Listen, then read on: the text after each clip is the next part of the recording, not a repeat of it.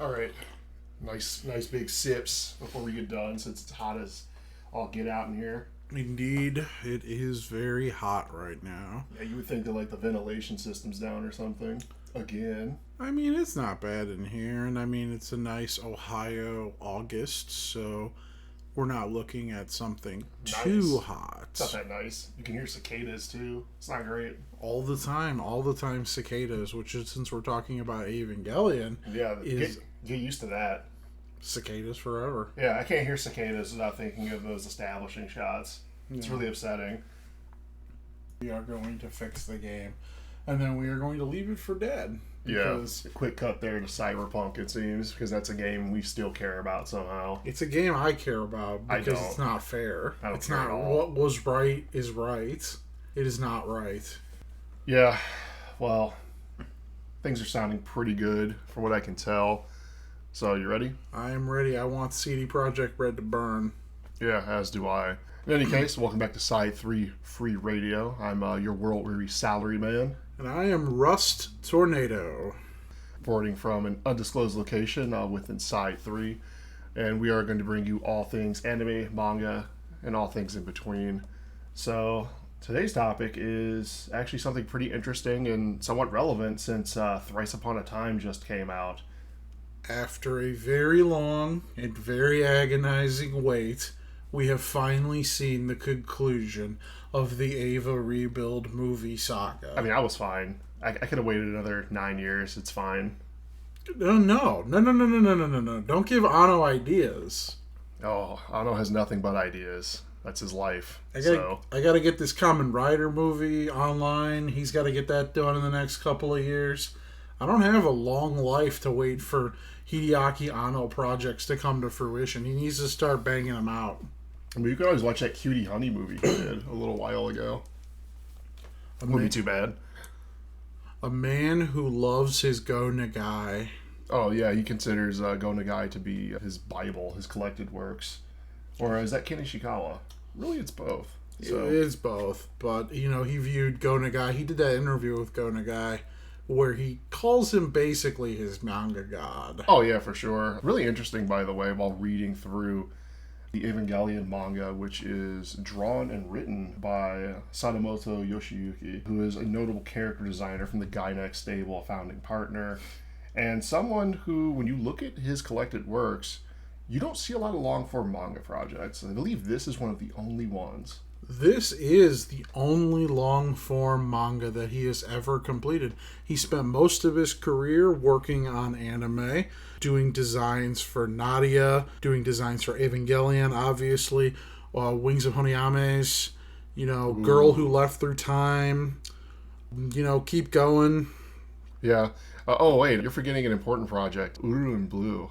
Which will never come out. Which will never come out. We agree that it will never come out. I'm salty about it all the time. Go find the fan disc on eBay. It has a lot of images and some production clips.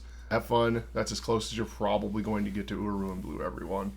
But don't forget, he did work on character designs for Aim for the Top, Gunbuster, as well as Fooly Cooly. Also did the character designs for Fooly Cooly 2, but did not work on anything else.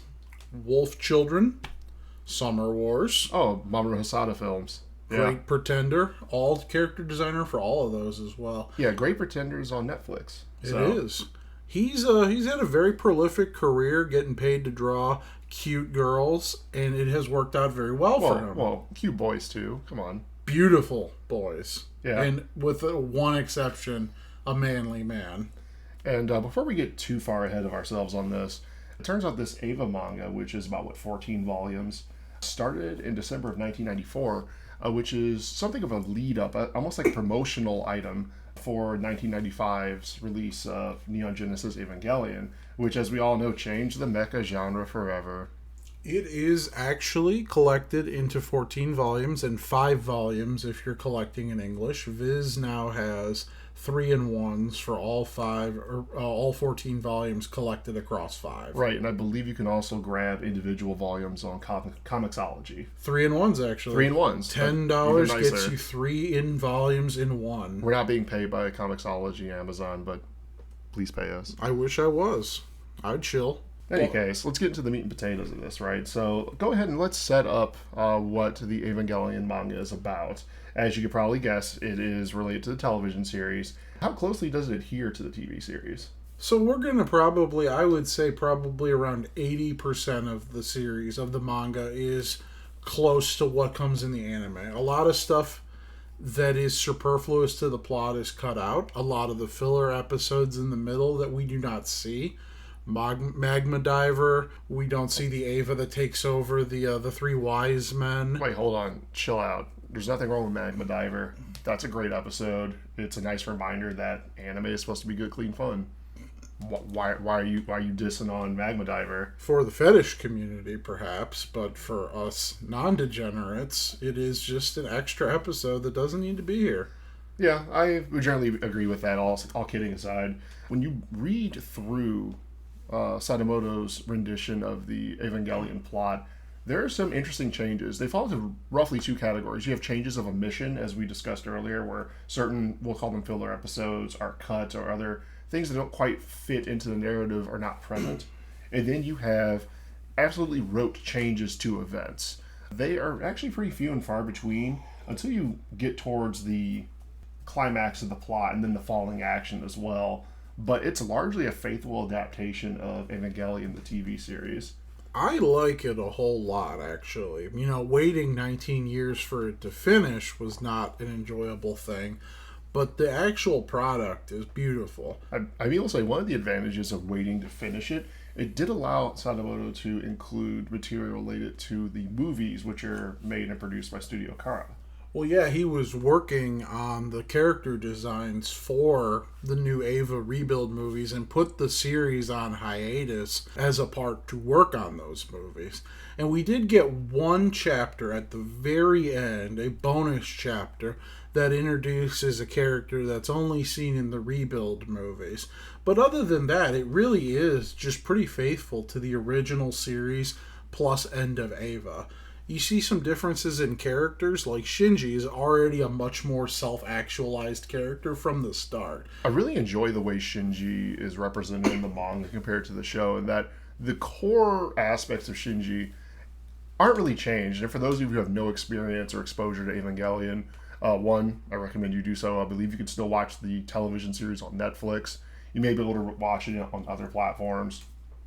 But it is essentially about a boy who is thrust into this fantastical situation. The world is in something of a quiet post-apocalypse, and he is forced to be a pilot for a shadowy organization where his father is in senior command. And as you could probably guess, Shinji and his father don't quite see eye to eye. Shinji in the show is sullen. He is withdrawn. He does not connect with people.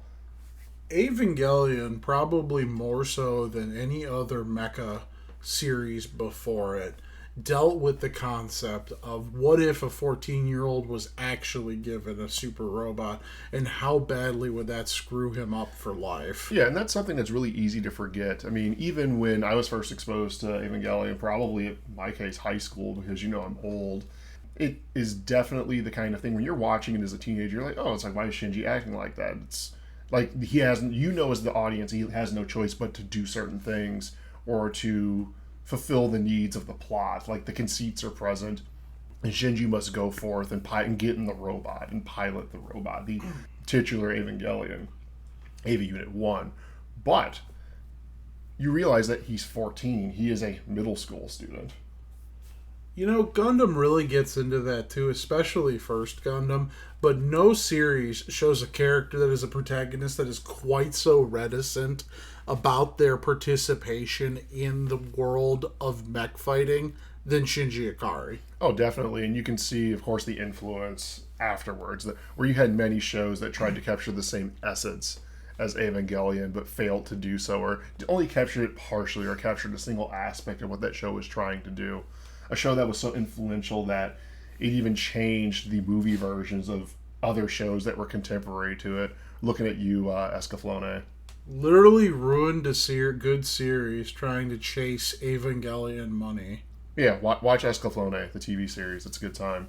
But again, when it comes to the manga, something I really like about Shinji early on is that he has a rebellious streak early, and that while he is reluctant to rebel against authority. He's reluctant to engage on the terms that adults force on him. He still has the capacity to get angry. And you can see that Shinji's rage, either at the frustration of the situation or at particular individuals, comes out much more in the manga than compared to the TV show. He's much more antagonistic towards his father all the way from the jump. His relationship with Gendo is far more antagonistic, and he's far less willing to put up with Gendo's, we'll call it gaslighting, and that's really just being charitable with him. I mean, okay, let's clear the air on this. Gendo's based, all right? Manga Gendo, hyper-based. Anime Gendo, just okay. Movie Gendo, kind of not based, actually. Can't talk about that. Maybe later. Like, this is not a Thrice Upon a Time episode. We might do one of those in the future. Thrice Upon a Time, now available on Amazon, if Amazon would like to pay us. Yeah. All 4 Rebuild movies are available. We would like money, please. Shilling aside.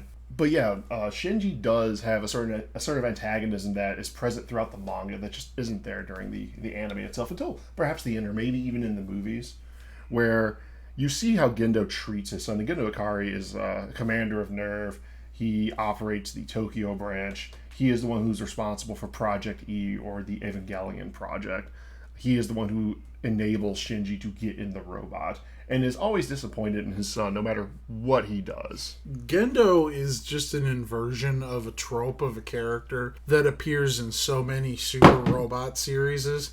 The old grandfather, he's really the Kabuto grandfather from Mazinger Z, except instead of a benevolent grandfather who just gives you a sweet super robot to go kick ass up against other robots, Gendo employs Shinji much like a tool to accomplish his goals. As I said, based. But what if Gendo, or I should say, what if Juzo Kabuto, Koji Kabuto's grandfather, instead of being a jolly, benevolent mad scientist, was instead a cold, calculating, smooth operator criminal who just uses his son to further his even crazier and crazier ends as time progresses? As you're not quite sure from the outset, if you've never experienced this media before, what exactly Gendo is going for, what NERV is trying to do, because ostensibly they're trying to save the world from angels, which are the monsters in this series, which turn out to be more of a reflection of what humans are. The real monsters, as always, is people. Every time, yes. Although I will say the most interesting fights in the series are probably when humans are fighting other humans. Disagree. I honestly, unless you consider the mass-produced to be part of humans, because... I mean, yes, that too, but no, I actually mean something that happens a bit later in the manga, which we'll talk about later. It's kind of a spoiler. No. But I really enjoy that, in part because, well, Sadamoto, and really Gainax is kind of known for this, gun porn. There's so much gun porn in Evangelion, like military hardware, enough that would give Tom Clancy a stroke if he were still alive. And then they combine it with 50-foot tall giant bio robots. Yes. To really just blow the whole thing up. But, Evangelion, the manga, is 100% a Sadamoto work. It is not overseen by Anno. It is not worked on by any of the other members of Gainax. It is solely and completely his vision and his image for what the series could be. And there are some changes that have been made, partially I think to make the story more explicit and to make the messaging therein a little bit clearer to people. Oh yeah, absolutely. I mean, when you look at certain characters such as Misato, who is the director of operations, the tactical chief of NERV for the Tokyo branch, you get the sense that yes, she is a lonely woman, yes, she is hell-bent on revenge over things that have happened in her past. But she also genuinely cares about Shinji, or tries to genuinely care about him, and still manages to, wait for it, use him anyway, just like every other adult in the series. If there's anything to really take away from Eva, aside from the overarching themes that are already present, it's that adults are bad. You can't hang out with adults. People are selfish, but all the good things also come from people. Well, that's the idea, right? It's like the biggest dilemma in Eva is essentially the challenge of, do you want a perfect world where nothing changes and everything is static, or do you want a world that is dynamic but pain is possible? Well, We won't tell you what the choice is because that would spoil the whole series. And yes, we're still concerned about that. Yes, the series is older than dirt, but there's a whole new generation of people who are likely discovering Evangelion for the first time.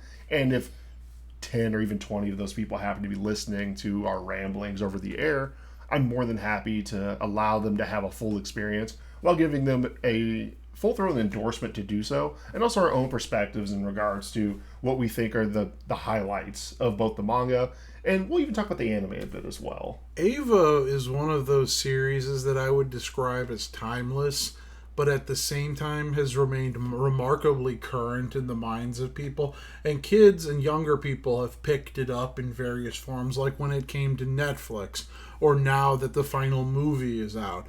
Younger people are picking up this series and just continuing on with it in a way that you could never say about some of the stuff that came out contemporaneously to it, like Gundam Wing, which, you know, other than me, nobody really gives a shit about. Oh, well, you know, it sells model kits to a certain group of people who saw it. But other than that... I mean, never forget the influence that Gundam Wing had on a key demographic in Japan and the U.S. Women. Those boys are beautiful. Girls and women got into Gundam in part because of the character designs of Gundam Wing, in part because of the flashiness of the show. Yes, it used a lot of stock footage, but it opened up that market, and whether you think this is a good thing or a bad thing, I would argue that Gundam Wing allowed a series such as Gundam Seed to exist, or a series like Gundam 00 to exist. Only 1 out of 3 of those is worth a damn. Oh yeah, it's 00. 00 is fantastic. Watch 00. Wing, I love Wing, and I watched it when it came out, and I still wouldn't recommend it to people. No, it's got too many flaws, unfortunately. Read the manga version. It has more crazy designs in it. Isn't it the one that's written by, or I should say drawn by a Shonen Ai artist? Mm-hmm. Of course it is. Yeah, it makes sense. Which Evangelion's also a hotbed for that genre as well. And I believe Anno has a favorable outlook on shoujo manga in particular. And you can see some of the influences in Evangelion in a very limited context. This is a man who directed His and Her Circumstances. He is a man with sensitive sensibilities and directed this series with those sensibilities in mind. I'm kind of glad he got therapy. I'll say that. I'm always happy when a creator gets therapy. The best art comes from torture. That is the answer.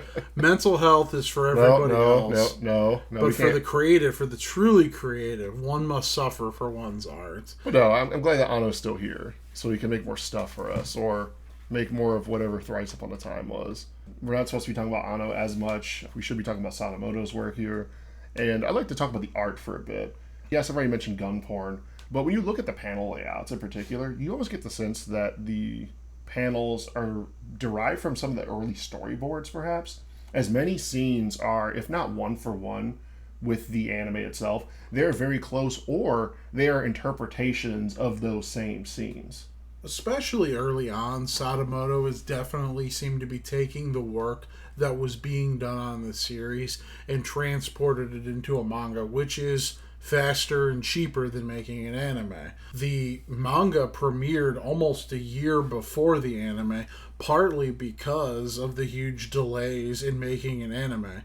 And Evangelion... Wait, Gainax delays? No, never. Evangelion is a notorious series for its, we'll say, budgetary issues. And that's an issue with almost every Gainax project, but Evangelion's notorious for such things. Sadamoto, he came out with the manga before the series premiered, but due to his slow pace, it took almost 19 years for him to finish the whole thing and to finally put out the final chapter, conclude the saga entirely, and to close off his vision for Evangelion. Absolutely. And again, when it comes to that, there's something else that also took about 19 or 20 years to reach its conclusion as well. Wow, another thing that happened in the news this week, besides Ava Movie 4 coming out in America. I can't imagine what that might be. Could it be Afghanistan? Well, since you said it, I don't have to say it, and I won't get in trouble now. So, yes, it would be Afghanistan. I think I'm allowed to say it. I don't know about that. I mean... I'd have to ask a source higher than myself, which I don't respect anyone more than myself, so I don't recognize a source higher than myself. So we will not have an answer to that question. Not even the Associated Press, not even Reuters, no one. Yeah. They're just fact aggregators, and you don't need facts to make good decisions. I honestly go to AMP just to scroll down and then click on the clickbait. That's how I get my kicks now. But again, when it comes to the way Sadamoto renders scenes in particular, I really like the way that things are laid out and presented.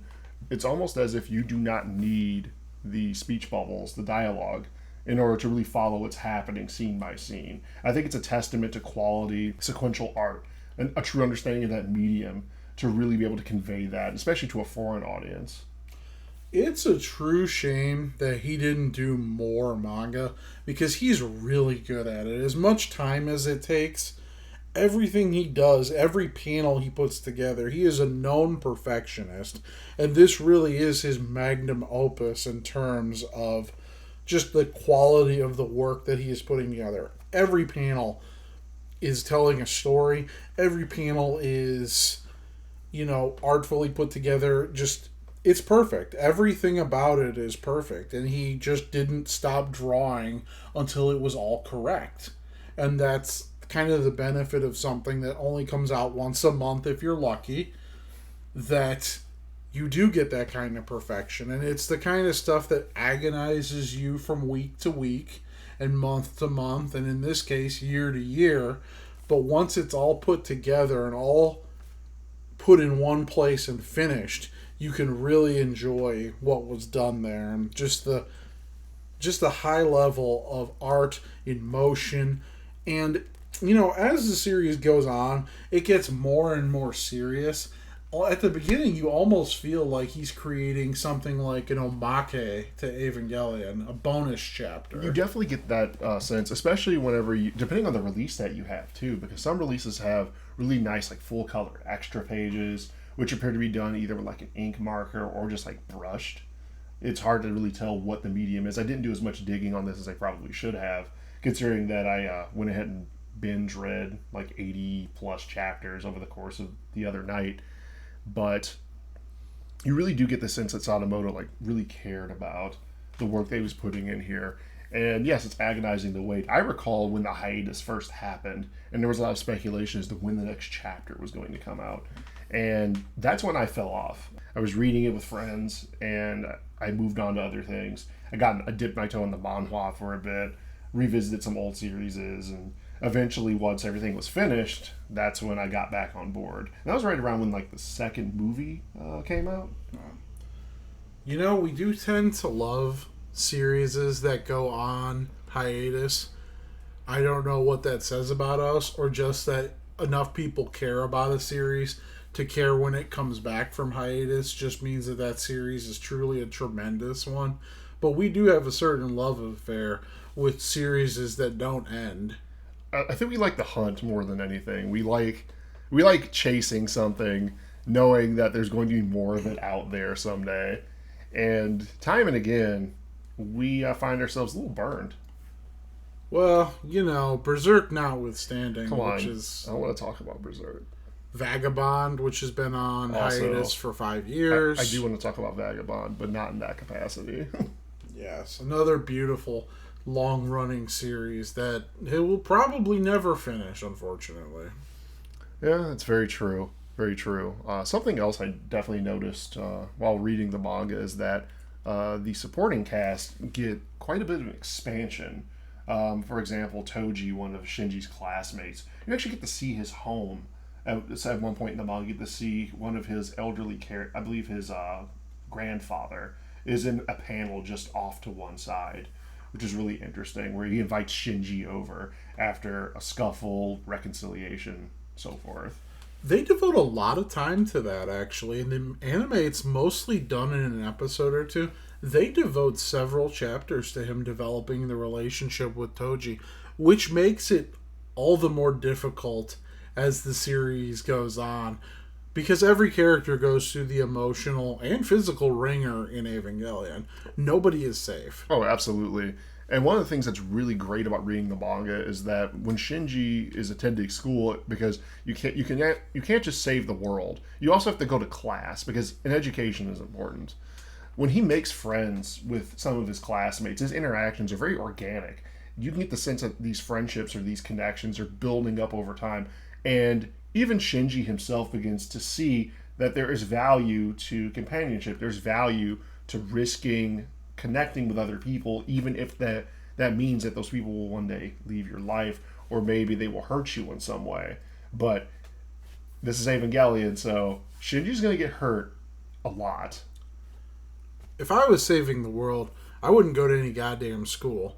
Ryoma Nagari didn't have to go back to school, and he saved the world. I'm not going back to school. Just be like Asuka. Just have your college degree already. Dude, just pay me money. Just give me a freaking wage, and I'll save the world for you. But I'm going to get paid like, 6 figures, low 7. I mean, you get the sense that Nerve employees are essentially salarymen, and that they live their lives. They get government housing.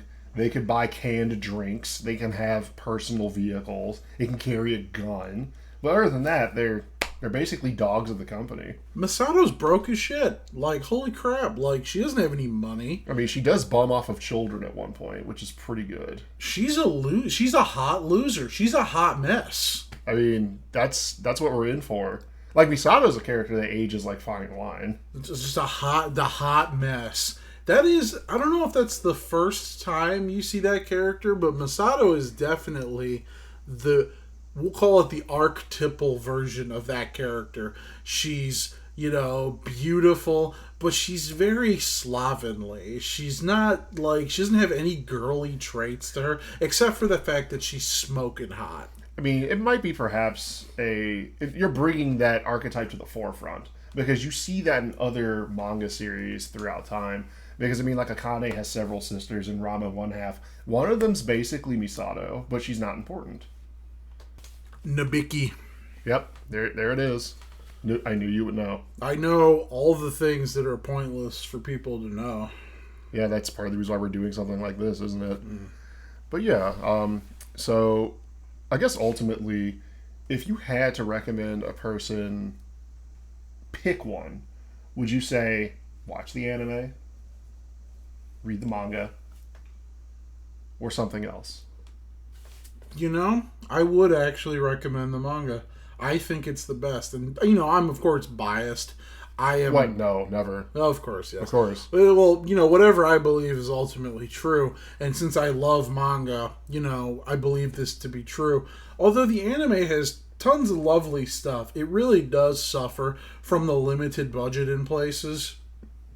End of Eva, the final movie that was released in 1997...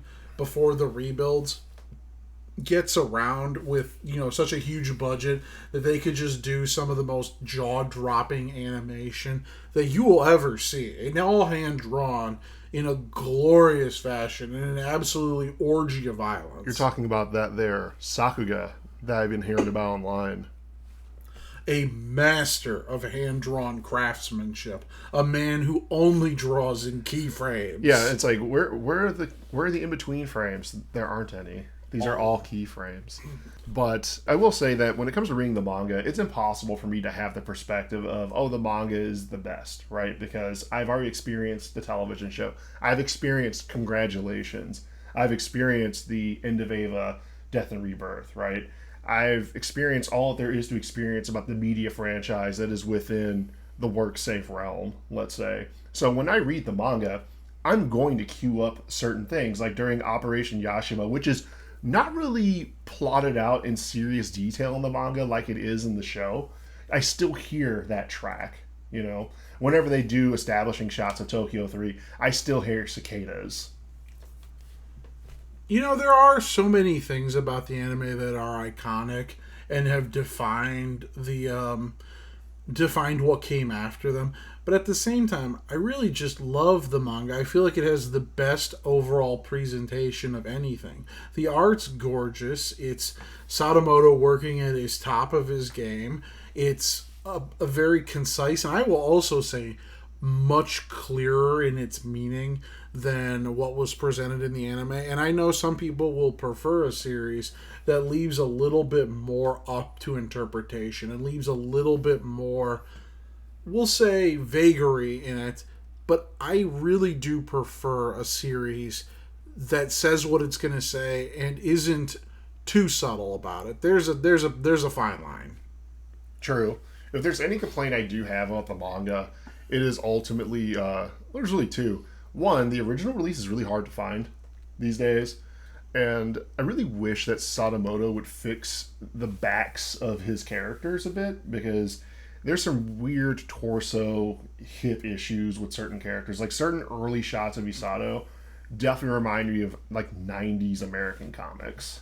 Sadamoto could be accused of drawing noodle people, and I don't think that that's an unfair thing to criticize. No. But your best bet to get the Eva manga right now is to go on Amazon or to use Comixology, which has them all backed up there. Now, I know that they are going to be reprinting the 5 Eva manga volumes this year, probably around October, so you'll be able to acquire all 5 at a more reasonable price than you would be able to right now. 3-in-1s. If you really want them, you should probably go through Comixology, because you can get them $10 a pop and you'll get 5 volumes. So what, like $50 and you'll have the whole thing. Yeah, that's pretty affordable, honestly. For what you're getting, I should say. You're getting 18 years of manga history. Yeah, not to get into too much of how to buy and where to buy, but that's my underline on that one. But we're very happy to get into that for money.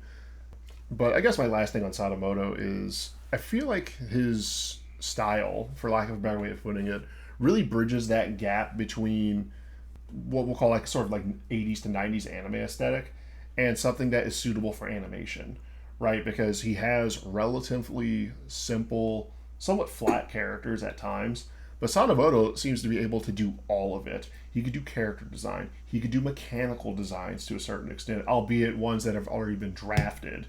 But he has no problems rendering them. The VTOL craft in Eva look great. The missile batteries look great. The main battle tanks look great. There's a fine art to making something that looks good when you have to draw it 7 million times. And, Sadamoto has it. Look how many successful series he's put his characters into that have been massive successes. The dude's got a talent to put together something, and this is really an aberration of his work, where he takes those character designs and tries to use them just for a manga. And it does work, but when you compare it to like what he does for anime, it's much more of a create something that looks good when you can put it into motion and when you have to produce it on a budget. Absolutely. And I just recalled something. So if you're really interested in hearing a little bit of Gainax history, but specifically from the mouth of Sadamoto, as well as Yamaga Hiroyuki, another Gainax partner, somebody who I believe was the screenwriter for Wings of Honiami's, one of my favorite animated films.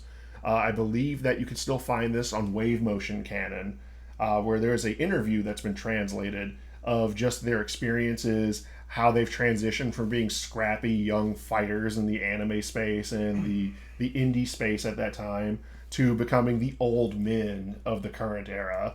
There's even a really good anecdote about Katsuhiro Otomo being a little drunk and raving about the death of the industry. So Gainax is nothing if not the Cinderella story of anime, where anime fans decide to make anime and actually make good on that promise. Yeah, I mean, we could do a 3-part series on Gainax.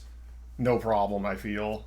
Hell, even 3 parts might not be enough to cover it. If you guys want to hear that, let us know, because I'm more than happy to go deep diving into anime history. The rise, the reign, and then there is the fall. Oh, very nice. Does that hurt your voice? No, not really. I just can't do it a whole lot. But, this is like this is the anime company that rose like Icarus and flew too close to the sun by being lazy and shiftless, and then burned their wings and fell into the ocean. Or worse, by responding to 2-channel posters. Yeah, and now their company is essentially being carved up for parts and Uru and Blue is being shipped off to another studio, and Cosmo Zero or Cosmo Century we might just well say it might never come out, which is a real shame. Oh yeah, I don't think that it will. I will say that I do think it's interesting that when it comes to Evangelion in particular, there were a lot of rumors concerning a live action project out there in the mix, along with a lot of other derivative works, both fan based and semi official. But I believe that Weta was involved with doing some renders for the Evangelion units in particular for I believe New Type magazine back pages, and they look really interesting. Eva should never ever be translated into real life. It is just not a good idea. There is literally no advantage to making that. It's a terrible idea. You can't make a series like that. How many times are we going to fail at this before we accept that most anime will not translate into live action? You're not seeing the potential here of a really, really shitty, awful, over-budget CGI mess of a 13 to 24 episode television series. Or no, worse, an 8 episode per season, 2 to 3 season mire of a show.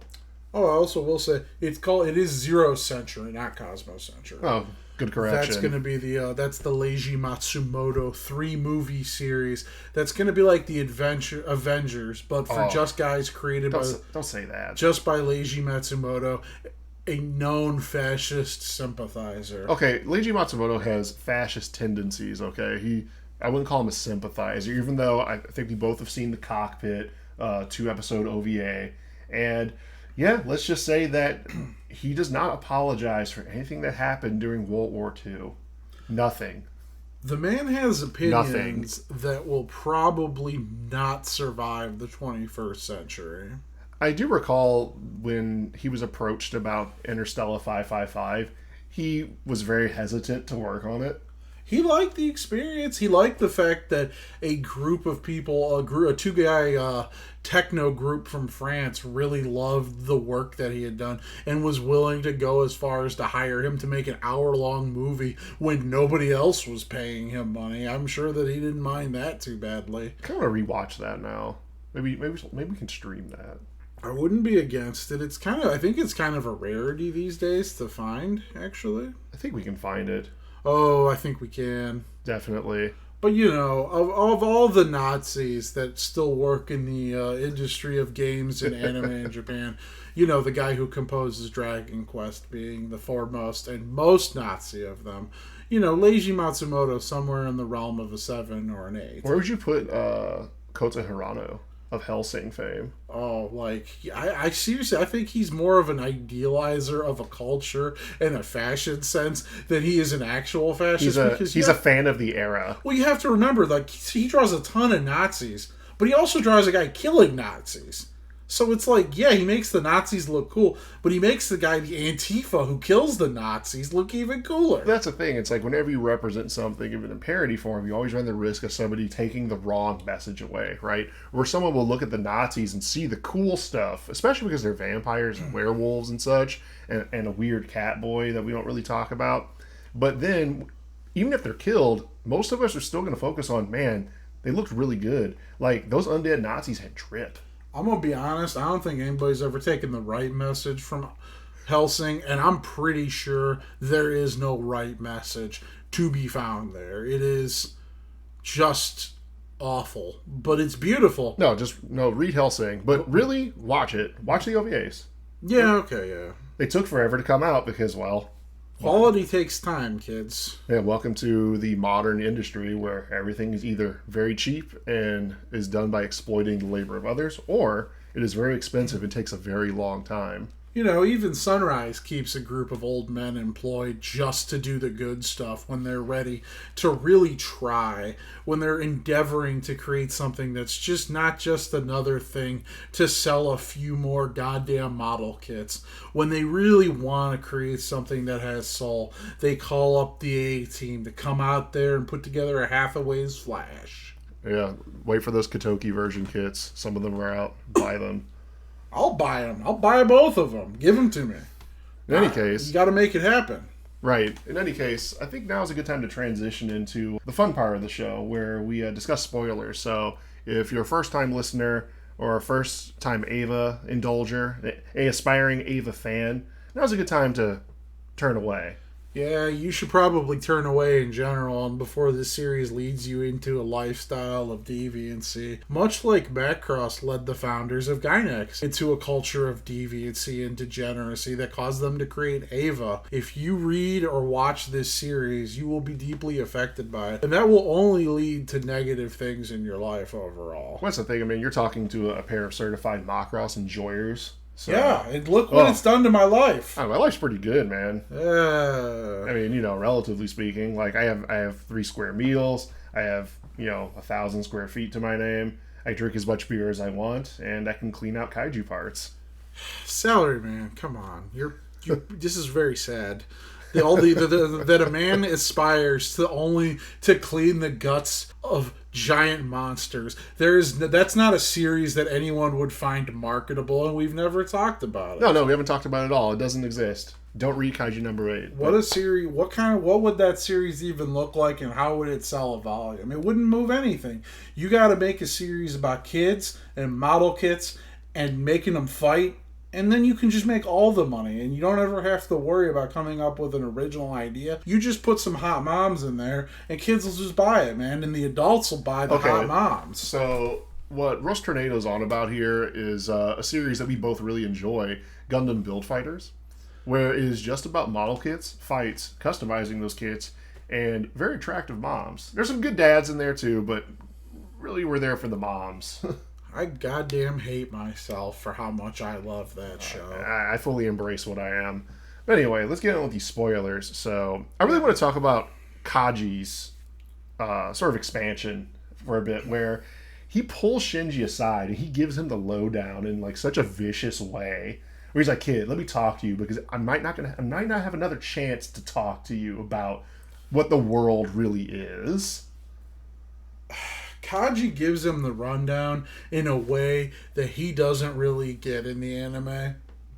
Instead, in the anime, we get a sweet scene where we find out that Kaji grows watermelons for some reason because they remind him of Misato's tits, and that that's definitely what that is. Yeah, Shinji has to, take care of the watermelons after he's dead.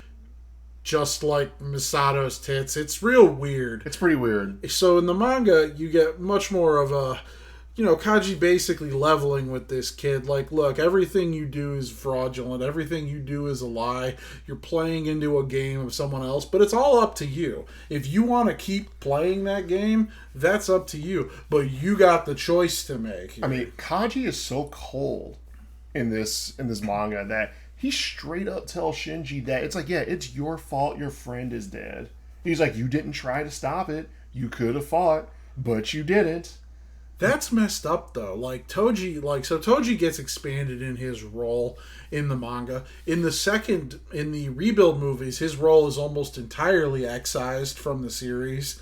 In a good way. Yeah, there's some interesting... It's nice to see. There's some interesting stuff, but in the manga, his role is probably at its highest in terms of involvement in the story.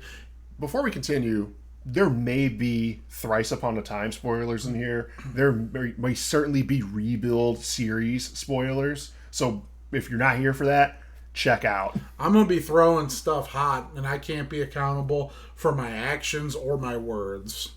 Yeah, but Kaji, in particular, he gets a nice background sequence as well, where it talks about life for people just after Second Impact, which you really don't get to see in the anime or any of the movies. And seeing it here is perhaps one of the most compelling short segments in the entire manga, where it's him and a bunch of orphan kids who were relocated to a government shelter because everyone's parents are dead or missing, and there's overcrowding, there's not enough resources to go around. So he, his younger brother, and a few of their friends beat feet, and they just start stealing from people. In particular, a military base.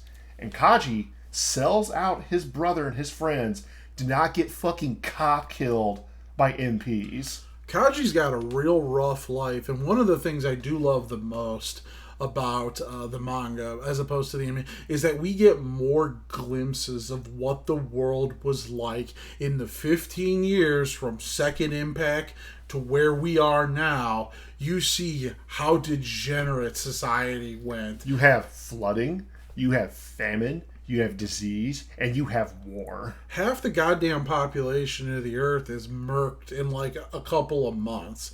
It is a 1-year war level of like freaking murder and death, and just these people are eking out an existence. And it's almost shocking that they had the time to put together giant robots within the next 14 years, but whatever. They had enough time to like figure this shit out. Well, that's the thing. It's like you even get hints of this when they talk about Yui Ikari, Shinji's mother, and how Gendo attaches himself to her because of her mysteriously wealthy backers.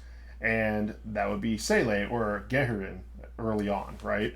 Where they are people who want to enable the instrumentality of humankind. They want to ascend to a certain kind of godhood, for lack of a better way of putting it. There are people who have put it much better than I will, given the scope of this episode. You know what I goddamn noticed, though, when remembering the fourth movie? Gendo wears that freaking visor, the same visor that all the people from Seile wear in that movie. Oh, yeah. It's like, wow, that's a nice little reference that we don't really get in the rest of the series at all. But, like, what a, like, instrumentality is the overarching concept of this series. Who will guide it? How will it happen? What is the outcome for people in this situation? How do you find perfection? How do you save the world and really save humanity for the rest of creation? Well, yeah, there's this notion that because humans are apart, they are going to fight, and it's because we do not understand one another. And the way to perfectly understand someone is to merge with them into a single gestalt entity. That is the plan. The plan is to become perfect, meaning static, meaning immortal, meaning connected. No individuality. Evangelion and the Blob have some eerie similarities. You know, if I were a betting man, I would say that Evangelion is just Anno doing the Blob, but with angels and wizards and such. I don't like this track. This is a bad take. No, it's a terrible take. It's horrendous. But Ugh. the two things that I probably like the most about the manga is the expansion of Kaji's role. Oh yeah. And the expansion of Toji's role. Yes. Even Kinsuke gets a nice expansion. Yeah. But Toji gets he gets the best one. He gets the gut punch. Because in the scene, if you will recall, people who now are getting spoilers, where Shiji has to fight his friend in the poisoned angel-infested Eva. Yeah, contamination. He knows from the beginning that his best friend is in that suit. And then when Gendo makes the call, he doesn't just wound Toji. He freaking murks him and crushes him. Well, that's one of the big differences, right? Where in the manga, there's no fucking question that Toji gets killed. Because they have the same injuries as he does in the anime, right? Cranial trauma, like severed leg. They pull him out of the plug, and they call the time. They're like, "Yep, he's out. Like he's done. Call it." Yeah, the anime puts him back in that he survived, but he doesn't have any other significance on story. And I do wonder if that was the original intent, was to kill him, because the manga makes it very explicitly clear: Shiji, you just killed your best friend. You watched your best friend get killed because you did not take action. Which, I mean, again, he's 14. I seriously don't know what he was supposed to do. No, I mean, like, he's in the situation where you see two other pilots just get slammed, get rinsed by a contaminated Unit 5.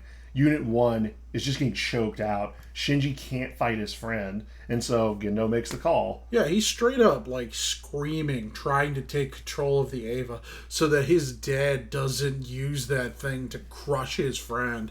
And Gendo's like, doesn't matter. Done. Yeah, puts in the dummy plug, which is a device to allow the Eva to operate without a pilot, and it just goes on a rampage. It tears Unit 5 apart. Yeah, it's absolutely brutal. And then obviously with the ending, Gendo just has the Eva rip the freaking pilot out of the spinal cord of the Eva, just has him crush it. Oh yeah. And you see the just gruesome close up on the hand as it crushes the pod into nothing. Something we didn't really touch upon, Sadamoto really has a great grasp of when to use gore in his manga. Not too much, not too little, but when it needs to happen, there's a lot of blood. Oh yeah, I mean, even when Unit 1 goes berserk the second time, it consumes the S2 organ, which is essentially a near infinite power source for the Eva unit. It's revealed in two parts, right? One, the armor isn't just cool looking. It's not armor. It's actually there to restrain the Evangelions from going absolutely nuts on things. And two, it just cannibalizes that angel to get to that S2 organ. Evangelion has always had a tasteful grasp of Guro in its use, that it doesn't overuse it, but every so often the Eva flips out and you really see something that's just completely deeply unsettling as it devours its enemies and it rips its armor plating off and its restraints get weakened and eventually torn off as the jaw comes unhinged and it can start devouring its enemies. Oh yeah, the Evangelions are truly biomechanical monsters in every sense of the word. You also get to see a really explicit scene when it comes to the contamination of Unit 2. By which angel is that? I forget. The one that is flying in space. You know, I don't know the name, actually, off the top of my head. But the sequence is Asuka is being mentally invaded by an angel, as if it's trying to forcibly make contact with her and trying to, in some ways, understand her, but in the process, it is mentally breaking her. And she even says as much. It resembles a rape. There's really no way around it. She even states, I'm being violated, depending on your localization. The gist of it is she does not want this thing to happen, and it does, and it puts her out of commission for most of the series. Yeah, the Evangelions and the angels are truly, the angels especially, are truly distant from humanity, with only one exception, obviously. You know, most of them are just so out of this world, they eventually become things like concepts or ideas rather than anything else, and they exist on a plane of understanding. The humans just, frankly, we can't understand them and they can't understand us, and any attempt by either side to understand the other just causes an enormous amount of psychological damage. Absolutely, and that ties in really well with the 12th Angel's story, Tavris, where for all intents and purposes looks like a human, sounds like a human, but doesn't feel like a human. It doesn't process emotion quite like a human. It reaches out to Shinji in the form of a boy and tries to get Shinji to understand it. It tries to get Shinji to admit that Shinji likes it or cares for it in some way, despite the fact that it engages in rather inhuman actions. Like the first thing that you see, it's Kaworu Nagisa. The first thing you see them do when it comes to Shinji in the manga, Shinji has a kitten that he's not going to be able to feed. He just wants to help this kitten in some way. And since he's going to abandon it, Kaworu breaks its neck. And he tells Shinji, well, it's like either it's going to starve out here because it doesn't have a mother, which, funny theming there. And he's like, this is the most humane thing. You can't be mad at me for this. Even though you can still be mad at him for that. It's pretty monstrous. But it also shows that Kaworu's understanding of how humans parse things is just not there. And up until the very end, Kaworu still does not really understand humans, because humans both want to be close to each other and want to have distance for themselves. And with angels, that's not really the case, as Kaworu is, well, an angel. Yeah, there is a fun... Oh, the angel you were thinking of is RL. RL, yes. But, you know, the reality of these things is, and, you know, there's a funny thing that Kaworu says to Shinji, which reminds me of a line that Dr. Doom said to Superman once upon a time.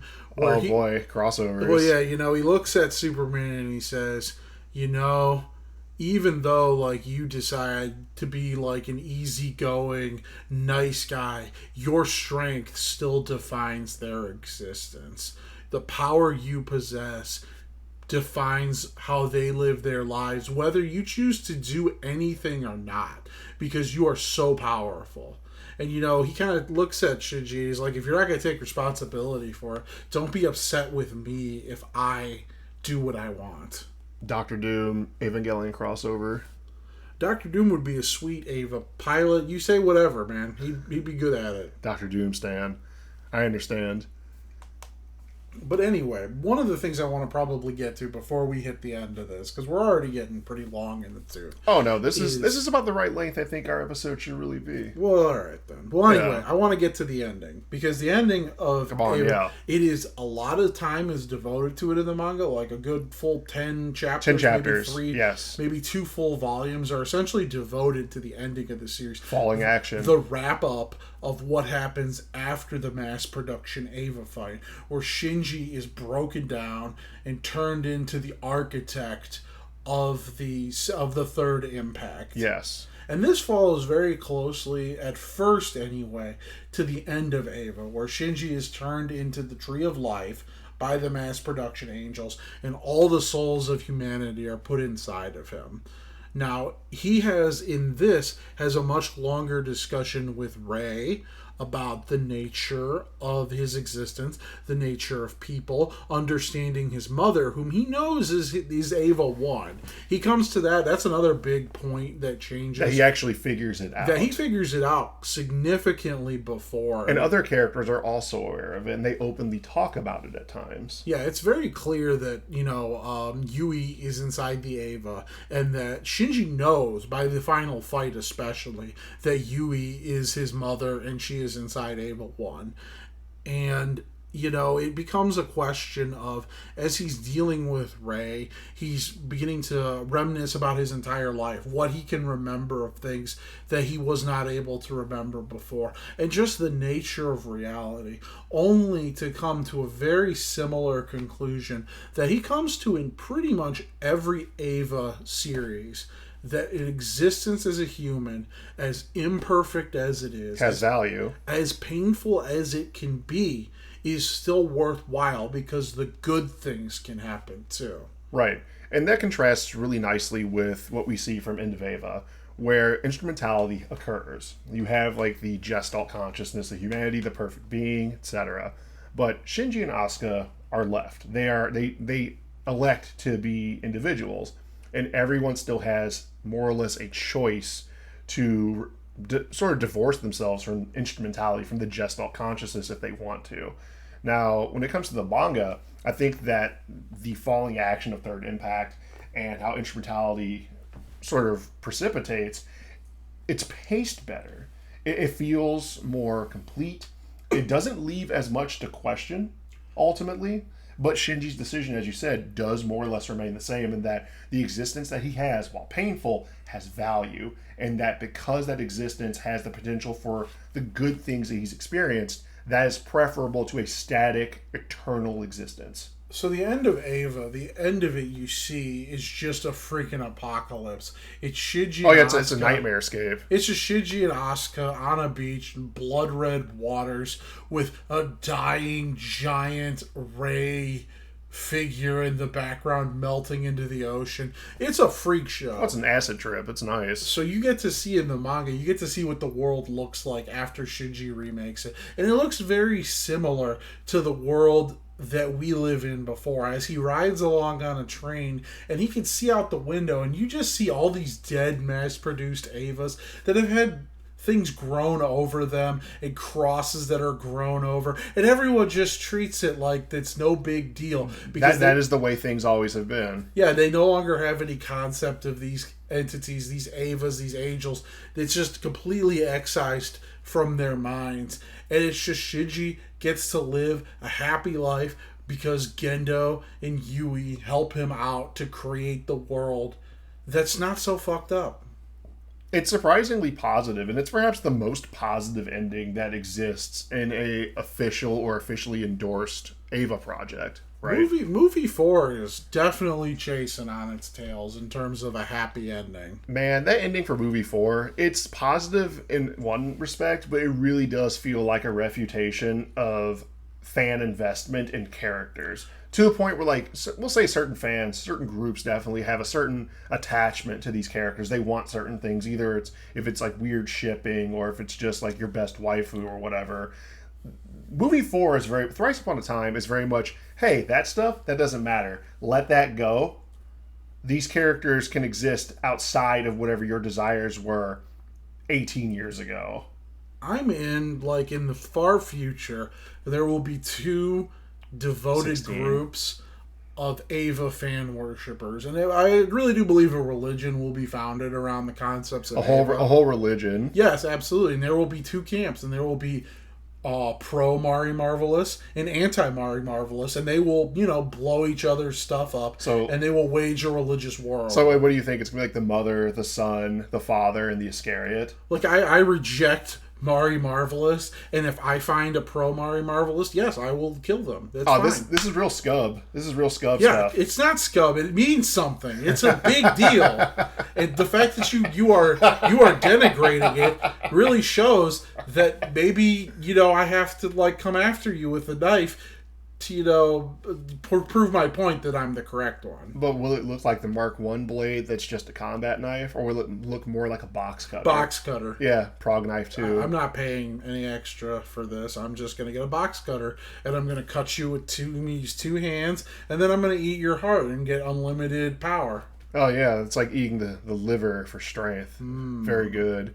But yeah, unfortunately, I don't have an S2 organ. If I did, I wouldn't be doing a podcast. I wouldn't be doing anything. I'd be tearing things up. It's true. It'd be so cool. Cross blasts for everybody.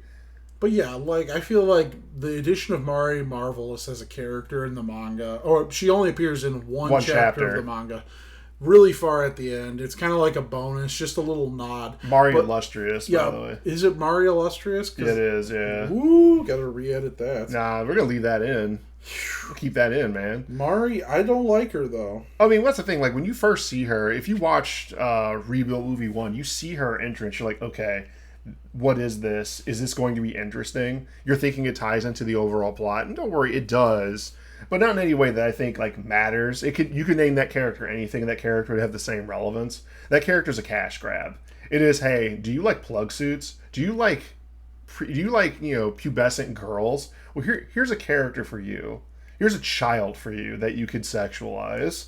She's an adult, sir. She's 30 plus years old, and there's nothing wrong about how I feel. Yeah, movie 3 definitely gets into that, doesn't it? Yeah, for a guy who's now an adult and decided that he wanted to make a serious adult commentary about things, it's a lot of pictures of children.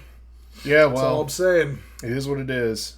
So anyway, Mari Makanami, Mari Illustrious Makanami, is she's just such a weird character. Yeah, cash grab. And she plays figures? She plays an enormous role in movie 4. Oh yeah. And it doesn't feel earned, and it feels like it just asks a bunch of questions that aren't answered from a series that really should focus on answering questions because of how many questions it does leave unanswered. Oh no, that's classic Anno, I think, where it's like, oh, do you think that I care what you think? I'm going to make what I want.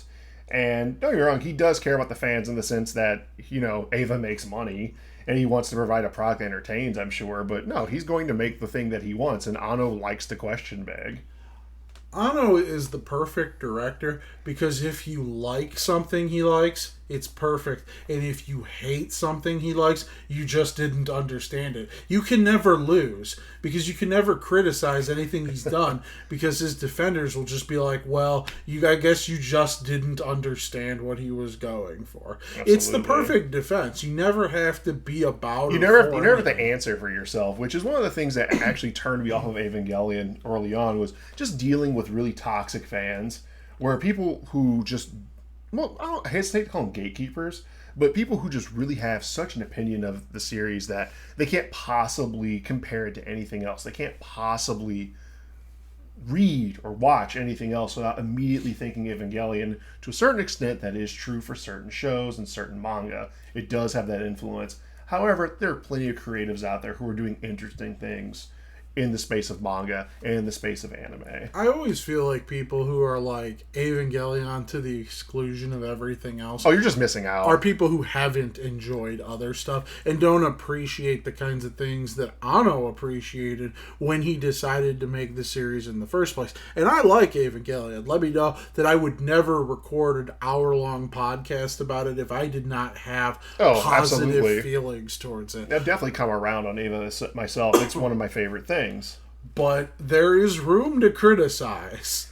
Yeah. There must always be room to criticize. My favorite thing is definitely for the rebuild movies, those long elevator takes or those stills with lots of dialogue that are clearly artistic choices that are meant to establish those same takes as artistic choices in the TV series. Not at all budgetary constraints, artistic choices. God damn it, you had money now. You had all the money you could have possibly needed to finish it. And you still did that? It's offensive. I don't care that he used elevator scenes to, save some money when they were just screwing up their money on wholesale cool stuff. Artistic intent. But you gotta now it's the movie. You gotta pay me out. You gotta give me all the greed. It's like watching all the gravy. It's like watching Gunbuster spoiler. It's like watching episode 6, and it's like, oh, this is in black and white. This has animatics. Man, how artsy! It's like, no, they were broke. That's why it looks that way. They had no money. We're just putting together what we can put together to get it out the door. One thing I do want to talk about is the characterization of Asuka, both in across the manga, to the TV show, to the movies. A big thing we've talked about recently is the notion that, especially in the movies, Asuka desperately wants to be an adult. And in the movies, that is taken away from her, as after a certain point, when the Eva accepts you as a pilot, it spits you back out as you were when you entered. So you enter as 14-year-old Eva pilot, and you exit as that same 14-year-old Eva pilot. And this keeps happening, so you do not age. And so decades pass, like 20 years pass, thereabouts. And Asuka is still a 14-year-old, but with the mind of somebody who has 20 years of combat experience. That is, if all the things that I'd liked about Eva Movie 3, and this gets paid off way better in 4 than Oh, yeah, definitely. In 3, it just feels like weird sexual bait. But, Asuka's all of her existence, the entirety of the thing, if you were to describe the one thing she wants more than any other thing, it is maturity. It is the ability to be a mature adult woman and to think in her mind be the kind of person that Kaji would want to be with. And the ability for her to be an adult is forever stolen from her. Oh, absolutely. And while I do think that's just a partial answer, I do think that maturity is part of the equation. I really think that being seen and being accepted as part of greater society is also the thing that Asuka craves. Because keep in mind, the only time she really stunts out, both in the show, or I should say across the show, the manga, the movies, is during her entry scene where, with the help of the Pacific Fleet, she defeats an angel. After that, she never styles on her own. She never defeats anything on her own. Yeah, Shinji really takes the wheel at that point. Asuka's introduced as this incredible, powerful, capable pilot that doesn't afraid of anything. And yet, for the rest of the series, she falls behind Shinji pretty hard. Oh, yeah, definitely. He just keeps getting better and stronger and sweeter. And she kind of falls. She does feel that inadequacy to him. Shinji rejects all of his responsibility for various reasons, many of them justified, some of them a little not so much, but again, he's a child, and a lot of the series is dedicated to the notion of Shinji being forced to grow up and to accept himself and the world around him. But even in Thrice Upon a Time, you see Asuka establishes something of a strong friendship with Kensuke, because, can't really do anything else. And in Sadamoto's manga, Kensuke and Asuka are friends there as well. I mean, Kensuke is, no doubt in the manga, has a super crush on Asuka and Misato, and he's like, He just wants to get domed out. I wish a girl would tell me what to do and yell at me. And now that Shinji ends up with Mari, dude, that path's open to you now. Now Asuka can yell at you. That's perhaps one of the best things about Thrice Upon a Time is that it is very much Shinji is like, you know what? I need to let these two go. I need to do something different. I need to break whatever this cycle is, because that is the big thing in the whole rebuild movies are this is a cycle, and looking back on earlier entries, it's pretty consistent and the hints are there, right? So I'm willing to bet there are some people who banked on this and betted on this who are slapping their thighs thinking, yep, I got it right. I mean, that was the question from the beginning of the rebuild movies. Ocean's Red still... Like, is this just another loop in an ever, like, did End of Eva happen, and now we're all the way looped back to Eva again? The big tell is when Kaworu emerges on the moon out of a coffin, because that's cool, and you see a circular line, you see an entire circle of these things that just seems to stretch on forever. Yeah, but this is something that all Evas are true. And could Shinji Ikari Raising Project is just as canon as any other thing. It's just as valid. We gotta play that. And Shinji Ikari Raising Project and Angelic Days. And the one where Shinji and Kaworu solve mysteries. All of that's canon. And like 3 or 4 of the Haruhi projects, those are canon too. Everything's canon. We just keep going in cycles. I hope you like canon, because we have a lot of canon. It's all canon. Everything is canon. Yes. On that note, since everything is canon, this is a good time to sign off, I think. That's a good point before I just start screaming about canon. Anyway, I'm Russ Tornado, and this is Salary Man. Still world weary, still pretty mad at Anno about a lot of things, but very happy with Sadamoto.